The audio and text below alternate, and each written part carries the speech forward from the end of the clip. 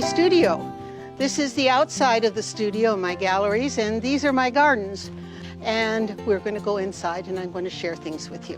When people come in, they're just absolutely amazed at what they see. I'm very close to the lake, the studio is very close to the lake, and I'm very close to woods. But we're going to concentrate on what you will be going through when you would be here to see what is going on in the studio, galleries, and workshop. When you come, because of the virus, I ask that you follow the virus guidelines. I will have masks for you if you are unable to bring one, but I ask that you put one on, and if you're not here, you don't have to wear one. But if you're here, I would appreciate if you put one on. You can throw these away when you're done. I will provide gloves for you. These gloves are gloves that art curators use when they touch art. They're the white gloves. I'll ask you to put on some gloves. You can use the white gloves or you can use a rubber glove. But I'll be ready for you and we'll just make it safe for everyone. So I'm going to take it off because all I have is the person who's videotaping this virtual tour, and we are social distancing, which I also ask you to do. When you come here for the tour, I ask that I'm only going to allow 4 to 6 people in the studio at a time and 4 to 6 people in the workshop at a time. So if you come here when it's crowded, I'll ask you to wait outside until someone leaves, or you can make an appointment with me and I'll reserve that time slot and allow you to come in when others are here, but you will be one of the 4 to 6. So feel free to contact me either through email or any other way possible that I have listed on my website, and I'll set up an appointment for you. So we're going to start right here. Welcome. Again, we'll start the tour, and you are looking at the entry to the gallery and the studios, and I have set up in the main entrance this major piece of work, and it really does describe everything that I am all about. I call myself a conceptual abstract artist, and you ask yourself, what is a conceptual abstract artist? Well, it is the idea of putting an idea in an abstract work. It's not about complete abstraction like this section here would be if I only had that section right there, but there is a concept in this work, and it allows me to paint towards that concept, and it also allows you as the viewer to see what you see in the work. But there's always my symbols, and there's always a lot of detail, and there's always a lot of texture that goes on. For example, you will see these pieces here, I call them wheels, and they're really about movement, and they're rolling down a hill. And there are waves, textures of waves in here. They're also rolling and moving. There's a ladder, which is in a lot of my pieces, and it's about climbing past all this chaotic stuff, and you move up to this. When I was finishing up the piece, I said it needs yellow, because there was yellow coming through in some of these parts. There are about 10 layers on this piece of paint. And so I put in a deeper yellow, and I was very free, and I drew with my paint. And as I'm drawing with my paint, this figure of form came out through the drips. And because this is a ledge, and this is moving parts and things are dropping down, I called this piece Out on a Limb. And as you look at this piece, this figure, she is reaching towards these golden spheres. So she's out on a limb, and she is a she, and she's reaching for the spheres. The spheres for me represent hope. But that is the idea, the concept behind the work, and then there's all this abstract technique that goes on with it also. So this is a very large piece, and it's on canvas. I paint on multiple surfaces, and this one is stretched on canvas, and because I compete in national competitions, in the competitions that I enter, I cannot enter canvas pieces because they're just not allowed. You have to paint on a water-based board, or you have to paint on watercolor and frame it up. So the piece over here on the other side of Out on a Limb is part of my mechanical series, and I just started doing it, although I've been thinking about gears and man and the combination of the natural and the mechanical, and I've been thinking how they match, and I haven't come up with a good definition or title for this series yet. For a while it was called Gears. Right now it's called Problem Solving, but this morning I was calling it something else. The idea, the concept behind all these works, while they're abstract, is adding controlled design to the work. And you ask, what is controlled design? This is controlled design. This is a dish mat that I had that had all these holes in it, and I put paint in. I mean, that's very, very controlled. I wanted that. I was thinking about how to create the composition in this piece, and I created straight lines, which I rarely do. But I also put this mechanical, these gears, these are controlled, these are gears, in this, and I call the piece Scale. It's coming down here. This is scale, and it's being measured this way. This is about control and creative control, whether we want to be creative about it or not, or do we want things to be creatively natural. Like up here, you'll see my water, you'll see my ladders. They're not very accurate ladders, but they definitely are ladders. You see what you'll see in a lot of my pieces. You'll see these ropes coming down like this, or they come up like this, and they represent a way out, a way in, just like the ladders represent a way out, way in. These are uncontrolled gears that I personally made, so they happen naturally. So it's a combination of controlled design and what happens naturally. These are, you say, well, they're like constellations. Well, yes, they are, but they're today's constellations. We know what the Big Dipper is and all the other parts of the stars that we've identified. We haven't identified some things. So perhaps when we do identify them, they'll look like this, but it's how we network and how we link together. This piece is done on a water board. So I can enter this piece in a competition. It's laid upon a stretcher, so it has depth. It doesn't need to be framed. And I really like the way the paint goes on this board. I just started it with this very piece here, and I like the intense color in it. As you can see, this teal here, you'll be surprised, is the same teal over in this piece, except it's not as intense. So it's just the way the different surfaces take the boards. So I'm going to walk through my galleries now, and down in my galleries I have a lot of them are set up in a hallway, which is very narrow for them to see.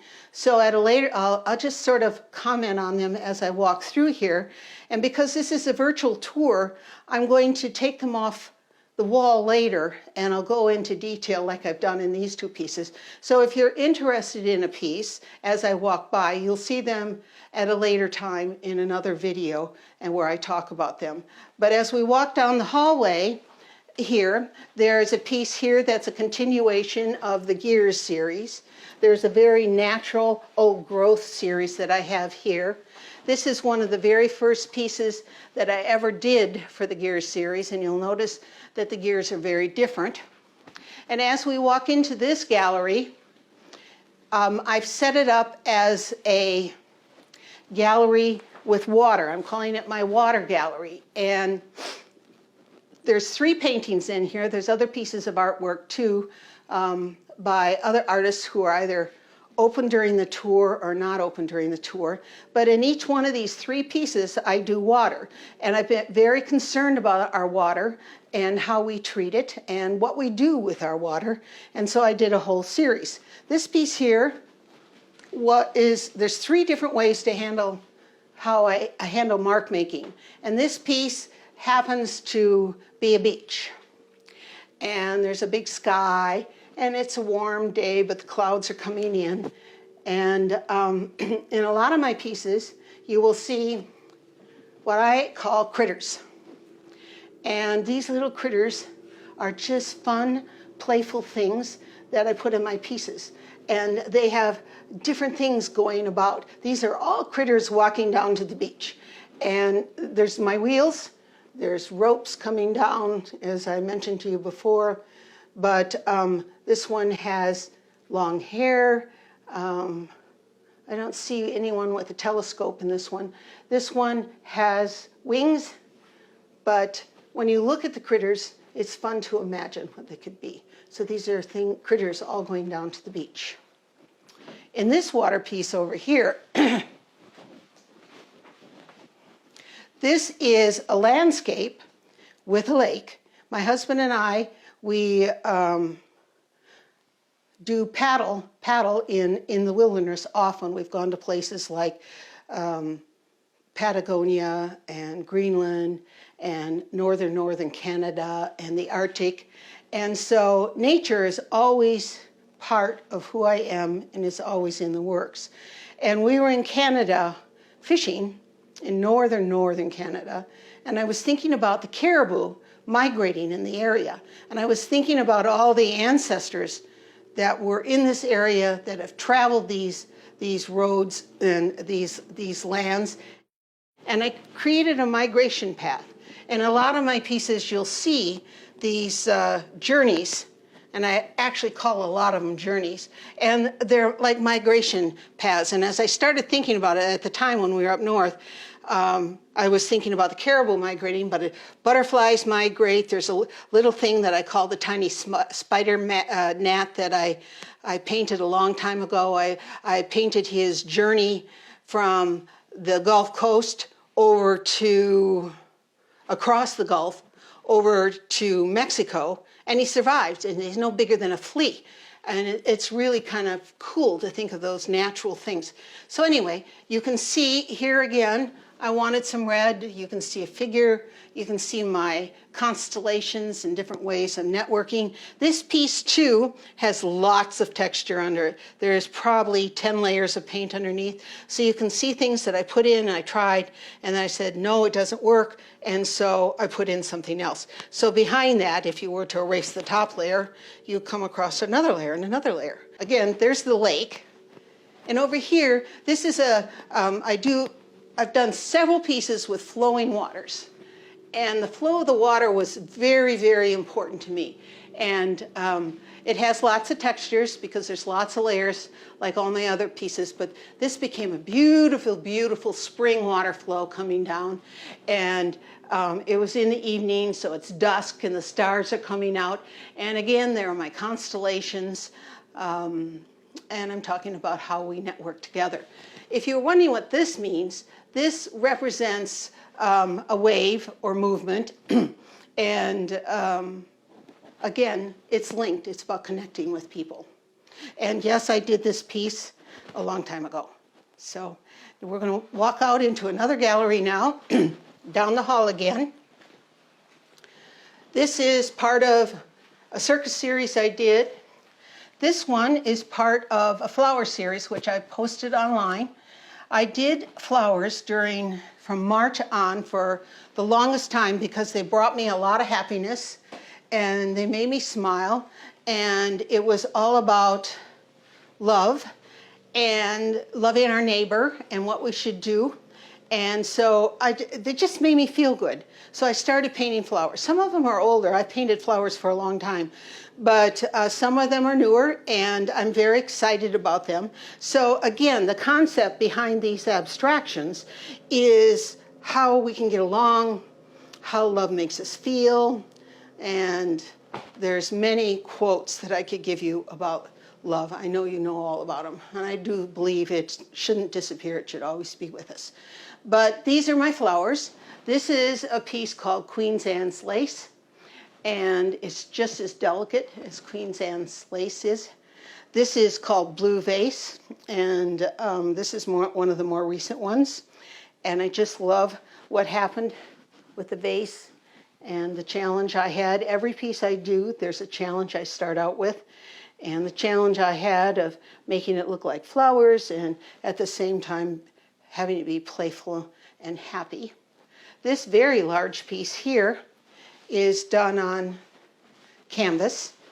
Again, it's not a piece I can compete with. Again, it has so much texture in it that if you touch it, it's just really bumpy all over the place. And it has many, many layers, and it was many layers before I finally decided on this. I even squeezed some of the paint directly out of the tube, right here. I love doing that. And it has multiple combinations. If you look up here, it has dry brush over all that texture. Here you see I let the natural drips happen. If I turned it upside down, it could be, I think they're called columbine, hanging, and that's okay. I mean, if people want to do that, that's fine. I used to have a collector that did that all the time. Right now they're tulips, or they could just be red bouncing balls. Whatever idea you come with, it works, because I want you to be involved in the arts. Walk over here, you'll see end of season flowers, the lazy Susans, the actual relaxed atmosphere or feeling they get, the droopy feeling they get as their leaves come out and they spread and this glorious center shines up to the top. Coneflowers do that. But again, I let the natural drips happen. The background, there's not as much texture in this background because the washes that I first put on the piece worked really nice. These pieces here, this one was in the Illinois Watercolor Society's National Exhibition, and I was given the Most Creative Artist Award, and I can't think of a better award that I could have gotten for that piece. It's because I asked the judge why he gave it that award, and he said, because I wish everybody would paint that loosely and freely. And I thought, oh, that's such a wonderful thing to say. That was Stephen Keller that judged that. So I'm going to walk down the hallway again. This is a water series piece that I'll talk about at another time. This piece is part of the Gears series, as is this one. This piece here is part of the flower series. This is piece of the flower series. Now, we're getting to the studio. When you get here, if you're on the tour, and you've never been to the studio before, you get to this point and you go, oh my gosh, oh my gosh. And then you call your friend over and you say, look at this, look at this. And then you walk in.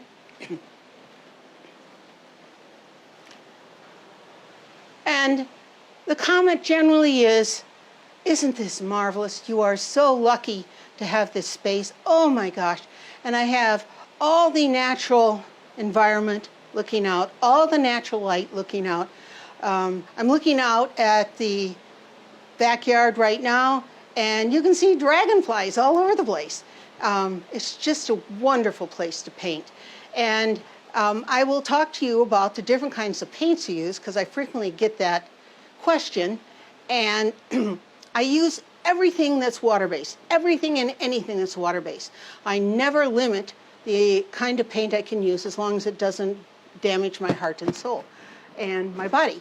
And so as you can see, I use a lot of golden paint, but golden makes different thicknesses of paint, and different thicknesses of paint work differently on different surfaces. And if you paint a lot, you begin to recognize what they can do.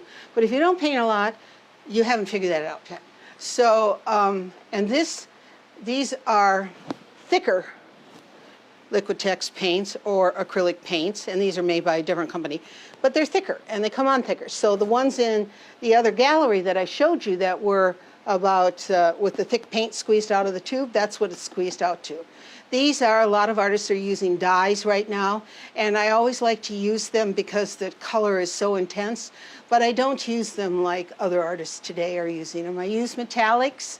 As you can see, these are different thicker paints. I also use house paint. There's nothing that isn't water-based that I don't use. And this area of my studio, as you look around and can see everything, this area of my studio, these paints right here are paints that I'm using. They're a part of my palette right now. I'm very excited about this palette. I use them often. When I run out of a color, I go up and get another supply and look at things. There's different ways. I apply paint. I apply paint with spray bottles. I apply paint with droppers and squeeze tubes. I apply paint with brushes, and all the brushes on this shelf are the different brushes that are, at the moment, my favorite brushes. And you say, well, I'm asked usually, what's your favorite brush right now? And I actually like the natural hair brushes that are flat. And I like the 2-inch brush, but I also like the 1.5-inch brush. And I have a lot of flat brushes. Realize that brushes give you a different feeling when you apply the paint. So here's a natural bristle brush, and here's an artificial bristle brush. And the way they apply the paint is different. So I use sponges. This area over here is set up with things I'm going to experiment with that I've never used. These colors over here are colors I use, but I haven't used them together. So I'm about to experiment with these and figure out how they work together, what they look like. And these are new crayons that I'm very excited about. They're water-based, so we'll see what happens. And I paint on different surfaces over here so I can see and learn how to paint. So this little board here is a water board. It's hard, and I'm going to figure out how to do it. This board I've painted on before, and I explained that to you for my Gears series, the ones that I first started with. And this is what the clay board or the water board looks like when you start. And you can just paint on, it takes paint differently. It's really smooth. And for a while there, I watched everything slide off. And I thought, oh my gosh, how am I going to keep the paint? The color was intense, but how am I going to keep the paint? So there's a lot of learning that goes on here. And then over here, you can see this is my office. This is where I work. And over here, I have different boards set up also. This is a large water board. Again, it's mounted hard on hard surface. And this paper here, I'm about to start a new piece that'll be long and thin. And if you were able to feel this, it's very, very thick. It's handmade watercolor paper. It's 300 pounds. Most artists start out with 100-pound, 120-pound paper, and it warps. I mean, it goes like this. So you put water on it, and all of a sudden you have this. So then you have to put tape around it, and you have to do all kinds of stuff. And because I'm very hands-on and I apply a lot of paint on in my paintings, I need the thicker board. Even though this one bends, it's just as thick as the one up here. And this one over here is another one that is 300 weight. This has a different surface. It's very, very smooth. There's different types of watercolor paper: hot press, cold press, rough. This one is rough. This one is smooth. And all these buckets, if you wonder what they are, I use all those brushes that you saw over there. And the reason I have so many is I don't want to stop and clean things out. So I just put them in water. Someone taught me this trick a long time ago. The first water gets really dirty. You put the brush in there. Second water, you clean out the rest. And the third water, it's clean and you can use it again. Sometimes I get really lazy and I just leave the brushes in there and don't clean them until the end.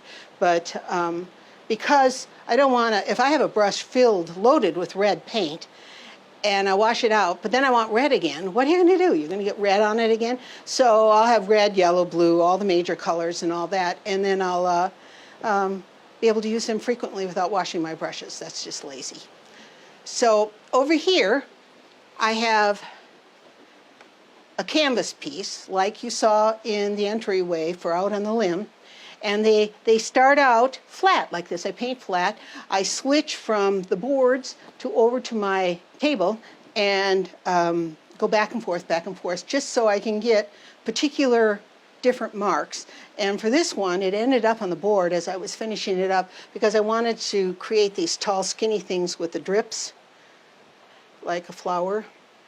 And this one painted within the last 5 days, and very disturbed about what's going on in our country.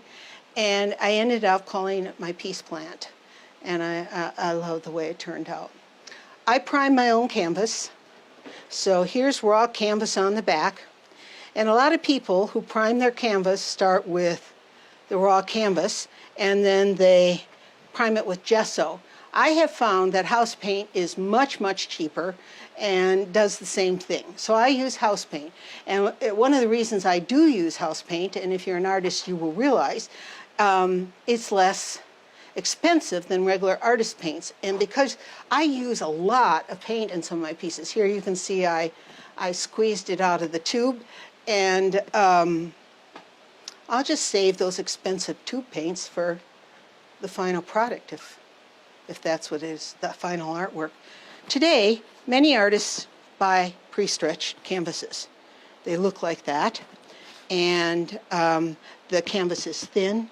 I find it hard to paint on, and because I'm so aggressive when I paint, sometimes I found I've actually pierced these things as I'm working on them. So these really don't work for me. I keep this one here as an example.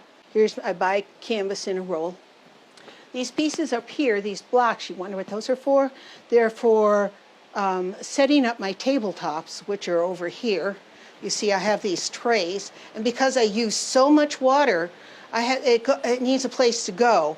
And I figured out this little system where I have this V here, and I use those blocks up there, and I bring this metal tray up just a tad, and I put this bucket of water underneath, or this bucket underneath, and it catches all the dirty water. And then what do I do with it? I have a tank that I go and dump them in, and then the septic guy comes and cleans it out for me. So none of it goes in our precious land. And my drawers are filled with, you say, oh my gosh, look at those cabinets. Well, they're something old, and I just decided they made a good table, and all my drawers are filled with my supplies and things that I use, eyedroppers, things like that. And you can see the outside. In the morning, about 5, 6 o'clock, as the sun is coming up, because I like to watch the sun come up, it fills me with glory and wonder. I go out in my bathrobe, I'm dressed right now, and I sit in this chair with my paper and pencil. And I just reflect on the quiet and the silence and the naturalness of everything that is surrounding me as I sit in that chair, and I frequently become inspired and write something aesthetically wonderful, because the world is wonderful and is filled with love. And I end this video with my love to you all.